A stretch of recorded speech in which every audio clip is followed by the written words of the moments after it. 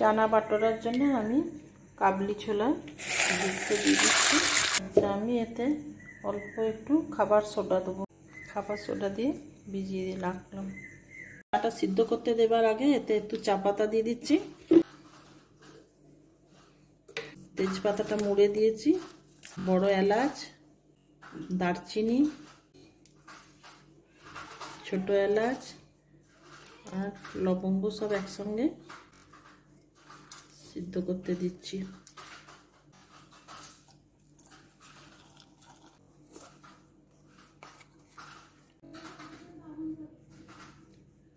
খাবার সোডা দিচ্ছি, সেদ্ধ করতে দিয়ে দিচ্ছি। কুকারটা লাগিয়ে দিই। বন্ধুরা, আমি বাটোরার জন্য 2 বাটি ময়দা নিচ্ছি।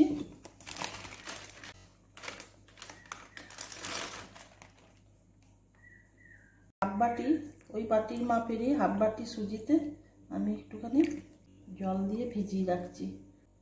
ময়দাতে আমি নুন দিচ্ছি, চিনি দিচ্ছি, ময়ানের জন্য আমি সাদা তেল দিচ্ছি, খুব বেশি তেল দেবো না, বেকিং সোডা দিচ্ছি।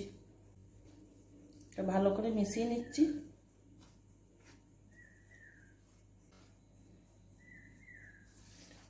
আমি এটা দই দিচ্ছি। সুজিটা যেটা ভিজিয়ে রাখলাম, আরও খানিকক্ষণ ভিজিয়ে রাখতে হতো, কিন্তু আমার ভিডিও করার জন্য আমি এখনই মিশিয়ে দিয়ে দিচ্ছি।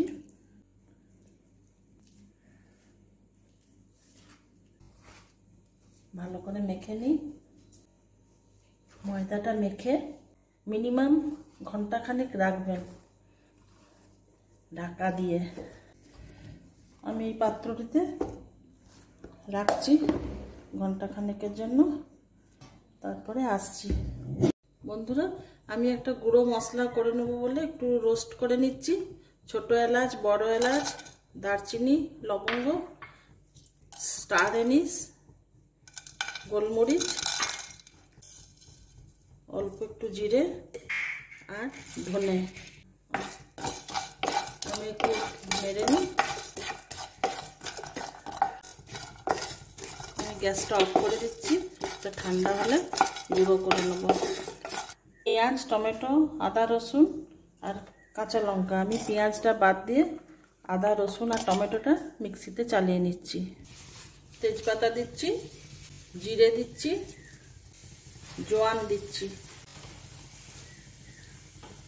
পেঁয়াজগুলো দিয়ে দিচ্ছি।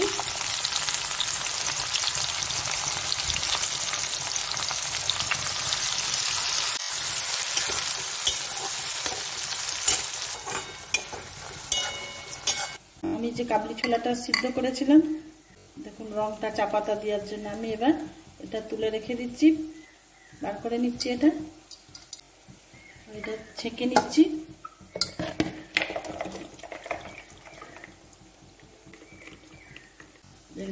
জলটা এটা ফেলবো না, এতেও প্রচুর পরিমাণে প্রোটিন আছে। পেঁয়াজটা একটু লাল লাল করে ভাজবো, তাড়াহুড়ো করে চলবে না। লাল করে পেঁয়াজটা ভাজা হয়ে গেছে। আমি মশলাটা দিয়ে দিচ্ছি। আদা, রসুন, টমেটো আর কাঁচা লঙ্কা। মশলাটা একটু ভাজা ভাজা হলে তারপরে গুঁড়ো মশলাগুলো দেবো। আদা রসুনের কাঁচা গন্ধটা চলে গেছে।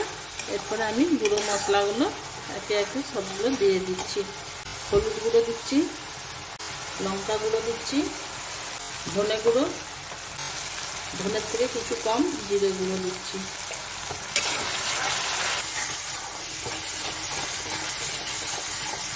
তেল বেরিয়ে এসছে বন্ধুরা। কষা আমার মোটামুটি রেডি। আমি এরপর ছোলাটা দেবো।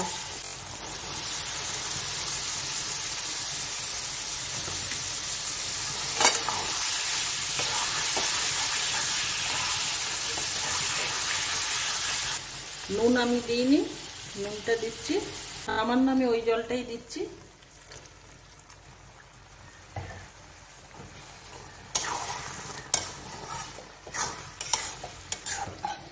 রোস্টেড কসুরি মেথিটা আমি দিয়ে দিচ্ছি উপর থেকে।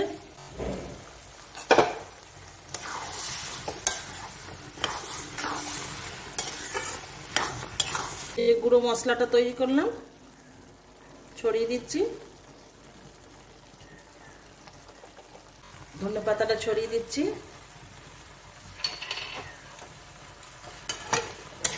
ঘিটা গরম করছি, তাতে আদাগুলো দিয়ে দিচ্ছি। ঘিয়ে যে আদাটা দিলাম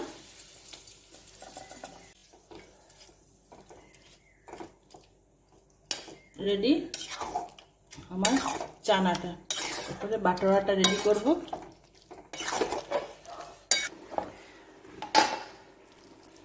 বন্ধুরা আবার এটা মাখবো, অনেকটা ফেঁপে গেছে বেকিং সোডা দেওয়ার জন্য। এটা এরপরে ভালো করে মেখে নেবো। আর রেডি করে নিই।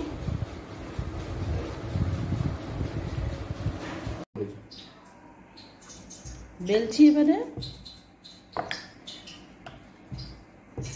শেপটা আপনারা নিজের মতন করবেন, একটু লম্বাটে টাইপের করবার চেষ্টা করছি, গোল করব না।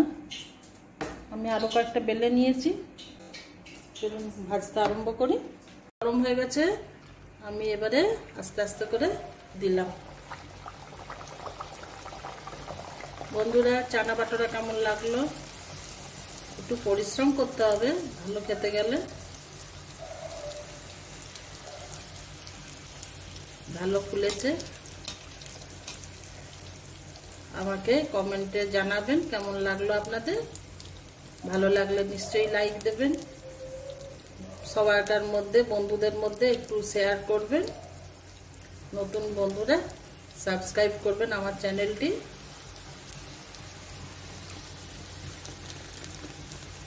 একদম কেনা চানা বাটোরার মতন বাটোরাগুলো হয়েছে।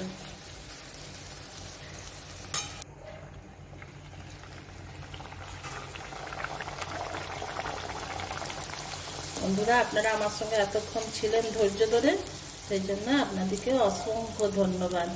আবার দেখা হবে আপনাদের সঙ্গে পরের ভিডিওতে।